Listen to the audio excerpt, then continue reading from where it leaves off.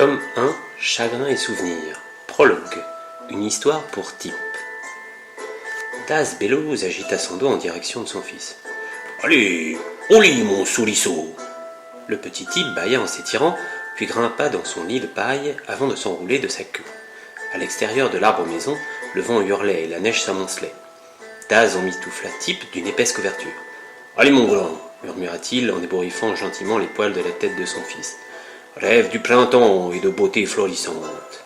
Il se tourna pour éteindre l'énorme chandelle placée dans le coin de la chambre, mais Tip se redressa. « Ne pars pas !» supplia le souriceau. « On me fait peur ce soir. S'il te plaît, reste, raconte-moi une histoire. » Daz sourcilla amusé. « Une histoire, hein ? Laquelle as-tu en tête ?» La queue de Tip frétilla d'excitation. Raconte-moi l'histoire de Colin, le brave prince du royaume des hommes. Daz s'esclaffa et s'assit dans le fauteuil en coque de noix, juste à côté du lit. La lueur de la chandelle illuminait le visage déjà captif de Tip. Très bien, mon garçon. Allonge-toi, je vais te la raconter. Notre histoire commence avec un jeune humain, un peu plus vieux que toi. Mais notre histoire ne commence pas en hiver, oh non! Elle commence lors d'un somptueux été. Et c'est ainsi que Daz entama l'histoire, la racontant mot pour mot avec force et passion, comme son propre père la lui avait jadis racontée. Il était une fois un royaume peuplé d'hommes, où régnait le roi Andon. C'était un homme bon et généreux, aimé de tout son peuple. Après la mort de sa femme, la reine, il vécut seul pendant de longues années. Malgré l'absence d'une mère, le roi parvint à bien élever le prince Colin. Celui-ci devint un beau jeune homme, et son père en était très fier. Mais le temps n'avait pas estompé les sentiments du roi pour sa défunte reine. Le roi Andon passait la majeure partie de son temps avec ses conseillers. Ensemble, ils dirigeaient le royaume du mieux possible, veillant à la justice et assurant la sécurité de leur peuple. Ils ordonnèrent la construction d'importants édifices publics, s'assurèrent que tous puissent manger à leur faim, sans jamais négliger d'entretenir les unions forgées avec les royaumes voisins, comme le riche royaume de Nextor. La paix régnait. Lors d'une belle journée d'été, une dame d'un royaume lointain s'annonça au château. Un ciel sombre et de glaciale bourrasque accompagnait sa venue. C'était Vanestra, la splendide reine du royaume inconnu de sombre terre. Suivie d'un contingent de plusieurs centaines de soldats revêtus d'armures de jet, elle était également accompagnée de l'ami de longue date du roi Andon, le capitaine Wurst. Reconnu pour son visage pointu et sa moustache curieusement recourbée, Wurst affirma avoir rencontré la reine durant ses voyages. Et c'est son insistance qui avait décidé Vanestra à venir rencontrer le roi. La visite de Vanestra sembla grandement apaiser la mélancolie du roi Andon, et tous au château lui en étaient reconnaissants. Mais à peine 15 jours après son arrivée, le roi Andon proclama son amour pour Vanestra. Son fils et ses conseillers en furent fort troublés. La semaine suivante, le roi annonça au royaume son intention de l'épouser. Ceci les troubla davantage. De sombres jours suivirent l'annonce du mariage, et le roi Andon tomba rapidement malade. Au départ, il n'était affligé que de fatigue et d'une toux râpeuse, mais rapidement, il perdit ses couleurs et devint incapable de quitter son lit. Tilda, la guérisseuse du château, usa de tout son savoir. Mais aucun remède, aucune décoction ne put soulager le roi. Résignée, elle ne cessait de penser.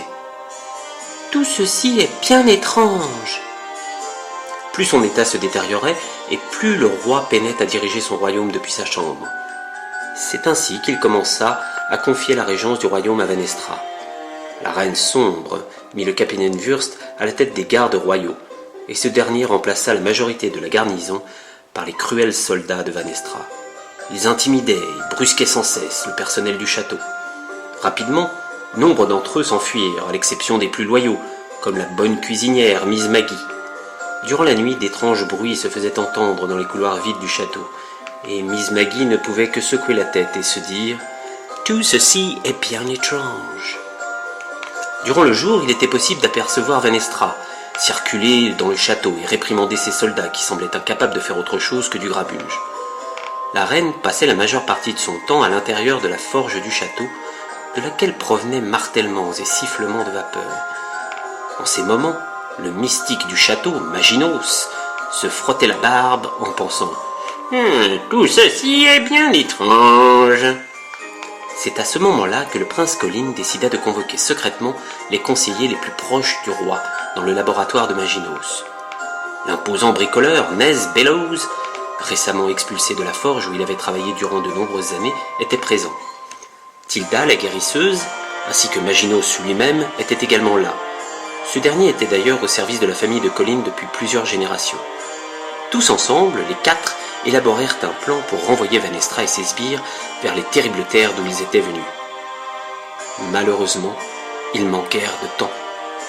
Les portes du laboratoire éclatèrent avec fracas. Le capitaine Wurst, assisté de nombreux gardes, se dressait dans l'embrasure. Les quatre comparses furent immédiatement arrêtés pour complot contre le roi. Un sourire cruel orna les lèvres du capitaine Wurst lorsqu'il les jeta dans le donjon du château avec les pires crapules du royaume. Une fois livrés à eux-mêmes, seul Maginos ne semblait pas découragé. Il joignit ses doigts de manière étrange, emplit son corps d'air et souffla dans ses mains, produisant un sifflement aigu. Quelques minutes plus tard, Mips, le familier de Maginos, répondit à l'appel. Sans se faire voir, le minuscule dragon rubis était arrivé, volant au-dessus des gardes avant de se faufiler au travers des barreaux pour enfin se poser au creux des mains de Maginos. Dans sa mâchoire se trouvait un unique cheveu d'un noir de jais. Maginos caressa la tête de Mips et brandit le cheveu en l'air pour que tous puissent le voir. « Voici l'un des cheveux de Vanestra, dit-il.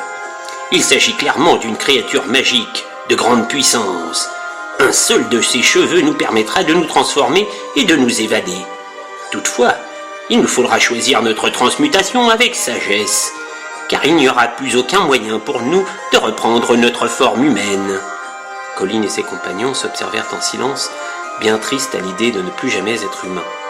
« Des souris !» dit une voix provenant de l'ombre. Il s'agissait de Filch, un voleur notoire. Il avait dépouillé de leurs biens les bonnes gens du royaume pendant longtemps, jusqu'au moment où les gardes du roi Andon arrivèrent enfin à le capturer. Ils partageaient désormais leurs cellules. « D'ici, on peut s'évader par les égouts !» continuait-il en pointant une petite grille située sur une dalle de la pièce voisine. « On t'a pas parlé, malandrin !» grogna Nez, quand soudain retentit un bruit dans la salle des gardes. « Il n'est plus temps de se quereller !» s'exclama Maginos.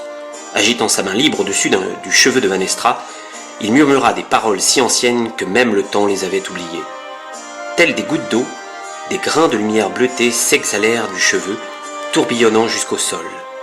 Très vite, des bourrasques invisibles générèrent un intense vortex brillant d'une force surnaturelle qui disparut brusquement dans une vive explosion. La cellule où se trouvaient les 5 prisonniers gardait maintenant 5 minuscules souris. « Misère !» chicota Nez.